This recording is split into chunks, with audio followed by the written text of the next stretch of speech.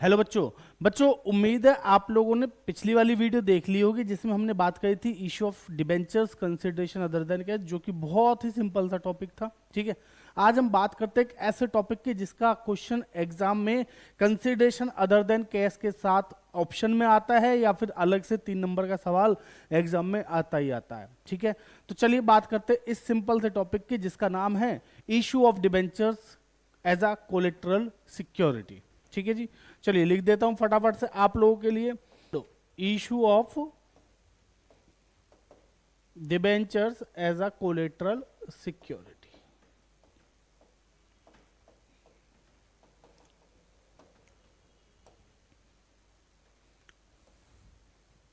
बच्चों मैं आपको बता दूं, ये जो सीरीज है हमारी 15 दिन की, ये सिर्फ उन बच्चों के लिए जिनको पास होना है। ठीक है, यानी कि 50-60 नंबर तक अगर आपको चाहिए 100 में से, तो वो आपके आराम से आ जाएंगे।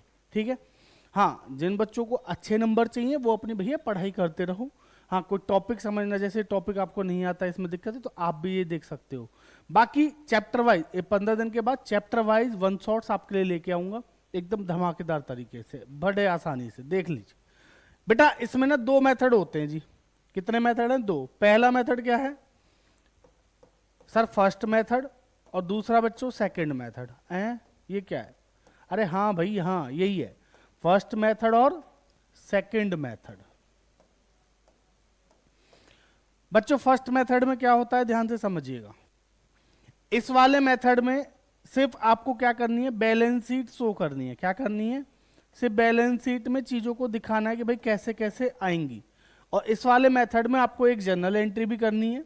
ठीक है, when entry past, when journal entry past, journal entry past. ठीक है, इस वाले मेथड में हमें जर्नल एंट्री करनी पड़ती है और इस वाले मेथड में सिर्फ और सिर्फ क्या करते हैं, हम बैलेंस शीट में शो करते हैं। सर इस वाले में जर्नल एंट्री होती है तो बस शो नहीं करेंगे, नहीं, बैलेंस शीट में शो इसमें भी करोगे इसमें भी करोगे। ठीक है, बट इसमें जर्नल एंट्री करने के बाद शो करेंगे और इसमें कैसे करेंगे ये आपको सिखाता हूं एक क्वेश्चन के थ्रू। ठीक है, आओ डायरेक्ट क्वेश्चन देखते हैं फटाफट, ज्यादा टाइम वेस्ट नहीं करेंगे। ये क्वेश्चन आपके सामने लिखा हुआ है बच्चों, ध्यान से देख लीजिए एक बार। क्वेश्चन क्या कह रहा है? कह रहा है एक्स लिमिटेड कंपनी है, okay, secured a loan of rupees 80 lakh. इन्होंने क्या करा, 80 लाख का लोन लिया from the bank of America. ठीक है जी, bank of America, bank of India, bank of Baroda, बहुत सारे होते हैं, किसी से भी लिया हो। By issuing 10,000 9% debentures of ₹100 each as a collateral security. ठीक है जी, समझ में आ रही है बात? तो इन्होंने क्या करा है, 10,000 अपनी कंपनी के डिबेंचर्स इशू किए हैं as a collateral security. How will you show the issue of such debentures in the balance sheet? आप इनको बैलेंस शीट में कैसे शो करेंगे? देखिए जनरल एंट्री नहीं बोला, सिर्फ बैलेंस शीट में शो कैसे करेंगे, तो कौन से मेथड पे जाएगा, फर्स्ट मेथड पे। ठीक है, तो चलिए मैं आपको ना फर्स्ट मेथड से इसको करके दिखाता हूं एक बार, फटाफट से समझिएगा कैसे करेंगे। बेटा जब भी आपके सामने ऐसा क्वेश्चन आएगा तो आपको क्या करना है, सबसे पहले छोटी सी बैलेंस शीट बनाएंगे ऐसे। ठीक है, अभी ये बैलेंस शीट मैं आपको इसके बाद भी सिखाऊंगा चैप्टर शेयर्स वाले में। ठीक है जी, ये हमने बनाई बैलेंस शीट एंड एक्सट्रैक्ट। बेटा एक्सट्रैक्ट ऑफ बैलेंस शीट बनाने के बाद आप यहां पे सबसे पहले क्या लिखोगे, सबसे पहले इधर आती है हमारी इक्विटी एंड लायबिलिटी। क्या आती है? Equity and liability. यहां पे आएगा नोट नंबर और बच्चों यहां पे क्या आएगा, अमाउंट। इतना तो उम्मीद है आप लोग लिख लेंगे। इसके बाद आपको लिखना है नॉन करंट लायबिलिटी। सर पहले तो शेयर होल्डर्स फंड आता है, आपने बताया था। अरे भाई हमें नॉन करंट लायबिलिटी में बात करनी है, ठीक है ना। अब लोन जो लिया है वो क्या है, हमारी लॉन्ग टर्म बोरिंग। आपने पढ़ा होगा पिछला मेजर हेड वाला चैप्टर ना, तो नॉन करंट लायबिलिटी में आती है लॉन्ग टर्म बोरिंग्स। ठीक है, और लॉन्ग टर्म बोरिंग्स का नोट नंबर 1 लिखेंगे और नीचे बनाएंगे नोट्स टू अकाउंट। बस आपको इतना आना चाहिए, ये इतना फॉर्मेट तो आप बना ही सकते हो, इतनी तो मैं उम्मीद कर रहा हूं आप लोगों से। ठीक है, इतना बना लेना। यहां क्या लिखना, नोट्स टू अकाउंट। ठीक है, यहां पे सबसे पहले क्या डालेंगे, लॉन्ग टर्म बोरोइंग। बेटा देखिए होता क्या है, हमारे पास लॉन्ग टर्म बोरोइंग का जो पैसा है वो हमें यहां लिखना है। बट हमें नीचे उसको प्रेजेंट करना पड़ेगा कि भाई लॉन्ग टर्म बोरोइंग हमने किस किस से ले रखी है, लोन से ले रखी है, डिवेंचर से ले रखी है, बॉन्ड से ले रखी है, तो वो सारी चीज़ें नोट्स टू अकाउंट में दिखानी पड़ती हैं, ठीक है ना। तो इसलिए यहाँ पे लिख देंगे। मैं पेन का कलर चेंज करके लिख दे रहा हूँ आपके लिए, जस्ट समझाने के लिए। अब आप चलो क्वेश्चन पढ़ो। देखो अभी तक मैंने जितना बनाया, इतने के बाद इतने के लिए मुझे क्वेश्चन की जरूरत नहीं है।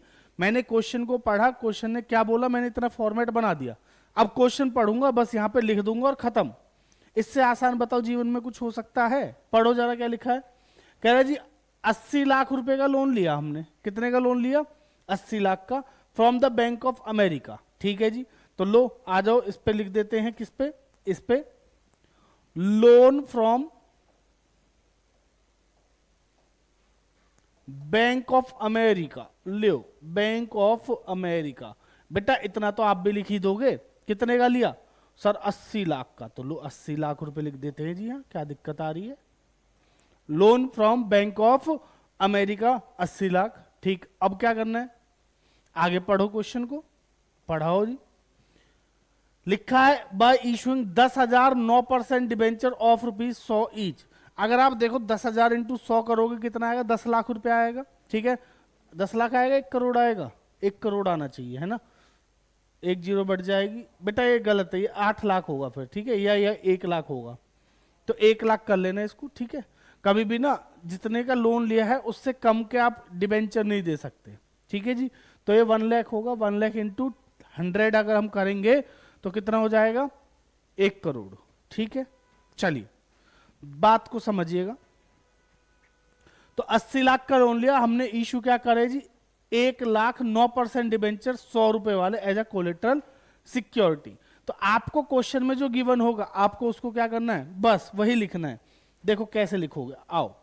ये लिख दिया लोन फ्रॉम बैंक 80 लाख का। अब आपको कुछ नहीं करना है, बड़ा सिंपल सा, आपको बस नीचे लिख देना है। ध्यान से समझ लेना, वो जो क्वेश्चन की लाइन है उसको टेप देना है। यहाँ पे ऐसे जैसे नरेशन लिखते हैं ना, वैसे यहाँ लिखना secured by 1 lakh, 1 lakh comma लगा के 9% debenture of ₹100 each as a collateral security. और खत्म, ब्रैकेट कर देना बंद। सर ये कितना आएगा? ये 80 लाख ही आएगा भाई टोटल। तो अच्छा सर, तो यहां पे भी कितना आ जाएगा बच्चों? 80 लाख। खत्म। हाँ जी खत्म, बस। अरे बस इतना ही तो करना है। 3 नंबर का, हाँ जी 3 नंबर का दिखाऊं? आया हुआ पेपर का क्वेश्चन है ये लिखा 3 नंबर का है। ठीक है ना, इतना सा क्वेश्चन 3 नंबर का। सर ये आ जाए मजा आ जाएगा। अरे बेटा आएगा, पक्का आएगा, देखना आप बोर्ड में। ठीक है, समझ में आ गया? कुछ नहीं है इसमें, बस आपको ये फॉर्मेट इतना सा याद रखना है। सबसे पहले balance sheet and asset, equity and liability, non current liability, long term borrowing, note number 1 long term borrowing में आओगे। फिर क्वेश्चन पढ़ना, जिस बैंक से लोन लिया जितने का उतना लिख देना, और उसके ब्रैकेट में वो वाली लाइन टेप देना जो उसमें लिखी हो। तो बताओ है नहीं फ्री के नंबर? कमेंट करके बताओ। अगर आपको लग रहा है हाँ फ्री के हैं तो लिख दो फ्री के नंबर है सर। नहीं लग रहा है तो लिखो सर मेहनत के हैं, मेहनत करनी पड़ेगी। ठीक है जी, चलो अगले टॉपिक पे चलते हैं। सर अगर इसी क्वेश्चन को अगर मैं आपसे कहूं कि भाई उसमें करेंगे, नहीं दूसरा क्वेश्चन कराऊंगा, क्यों लालच करना। ठीक है जी, अगले पेज पे चलते हैं और क्वेश्चन देखते हैं दूसरा। भी तो है वर्कशीट। मिल गया। A company took a loan of ₹10 lakh from Punjab National Bank and issue 10% debentures of ₹12 lakh each as a collateral security. Explain how will you issue of debenture in the books of the company. अब आप कौन से मेथड से करोगे बेटा? Explain how you will deal with the issue of debenture in the books of the company. तो अब आप कैसे डील करोगे? तो आप इसमें कोई सा मेथड यूज कर सकते हो, पर हम इसको सेकंड मेथड से करना पसंद करेंगे। क्यों? क्योंकि फर्स्ट मेथड तो हमें आता है। समझ में आ रही है बात? चलिए जी फटाफट से चलते हैं सेकंड मेथड पे, और क्वेश्चन के हिसाब से चलना। क्या बोल रहा है जैसा हमें पता है। पहले क्या करना है? पहले इसकी जनरल एंट्री करें। बेटा कंपनी ने लोन कितने का लिया? 10 लाख का, पंजाब नेशनल बैंक से। इशू करे 10% डिबेंचर ऑफ ₹12 लाख के। 12 लाख रुपए के किए, रुपीज का साइन देख लेना। ठीक है, 100 each as a collateral security. तो आपको सबसे पहले क्या करनी है बच्चों? पहले करनी है जनरल एंट्री। बताइए जनरल एंट्री क्या होगी? डिबेंचर इशू की है ना, एंट्री क्या होगी? सर पैसा आएगा। अरे बेटा पैसा तो आएगा ही नहीं। आप डिबेंचर दे रहे हो पर पैसा नहीं आ रहा। देखिए 12% डिबेंचर तो क्रेडिट होगा, 12% ही है ना भाई, 10% है, सॉरी 12 लाख के हैं, तो 10% डिबेंचर बच्चों क्रेडिट होना हमें पता है। कितने से? 12 लाख रुपए बोला है तो 12 लाख सीधा लिख देना। अगर 1 लाख बोलता बाद 100 वाले तो उसके हिसाब से करते फिर, है ना जी। तो बाद 10% डिबेंचर आ गए 12 लाख।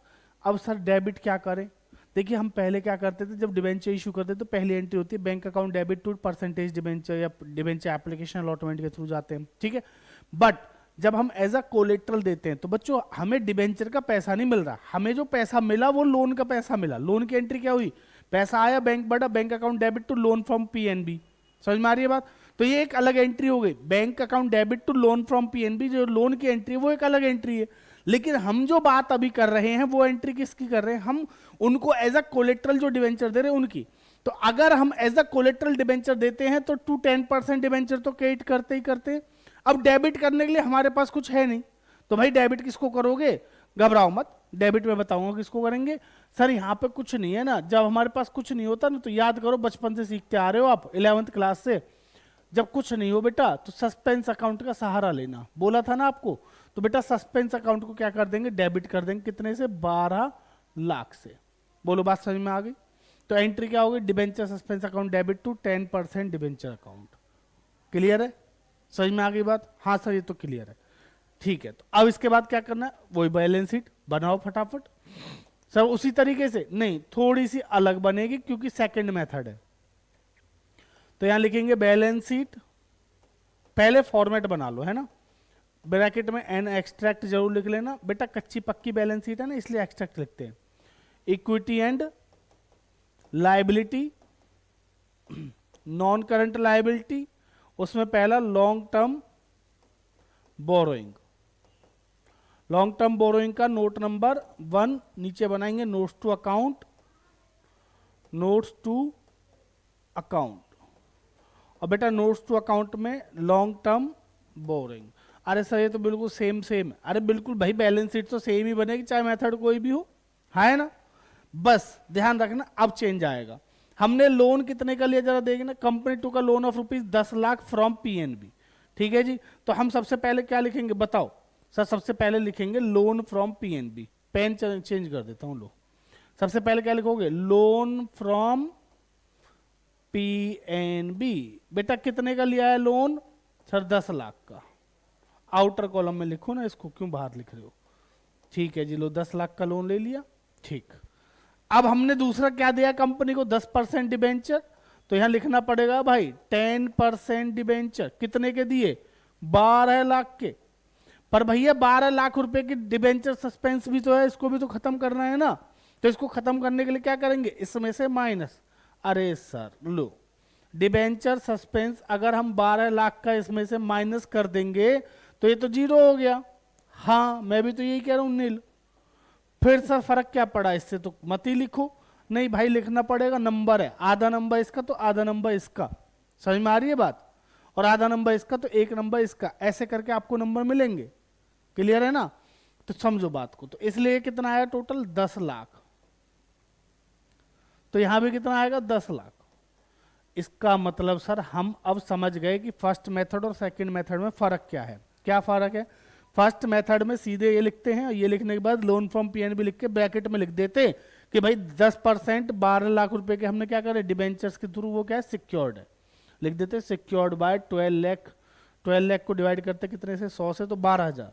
तो लिखते secured by 12,000 10% debentures of 100 each as a collateral security.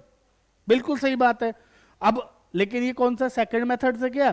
तो हमने क्या लिखा? 10% debenture 12 lakh, debenture suspense minus कर दिया 12 लाख का, नील आ गया वो 10 लाख का 10 लाख। तब भी 10 लाख आएगा, अब भी 10 लाख आएगा, बात सेम है दोनों की। ठीक है जी, क्लियर है? उम्मीद है समझ में आ गया होगा। इस टॉपिक में इसके अलावा कुछ है ही नहीं। 3 नंबर फ्री के हैं बेटा, मैं झूठ नहीं बोल रहा। अब आपको क्या करना है? ऐसे 2-4 क्वेश्चन करके देख लेना। ठीक है सर, हम बिना देखे नहीं कर पाएंगे। अरे तो भाई 1-2 क्वेश्चन देख के करना, तीसरा क्वेश्चन बिना देखे करने की कोशिश करना। देखो बिना देखे करना पड़ेगा भाई, अब ज्यादा टाइम नहीं है। समझ रहे हो? नहीं समझदार हो ना तो समझ जाओ। इतने प्यार से कोई नहीं बोलेगा आपसे, मैं बोल रहा हूँ ना। हाँ पढ़ लो, आओ इधर। ठीक है जी, आज के लिए इतना ही रखते हैं। ये हो गया हमारा टॉपिक खत्म। अगली क्लास में अगले चैप्टर के साथ, अगले चैप्टर के टॉपिक्स के साथ मिलते हैं। तब तक के लिए धन्यवाद बच्चों। वीडियो अच्छी लगी तो लाइक शेयर सब्सक्राइब करना ना भूलें। धन्यवाद।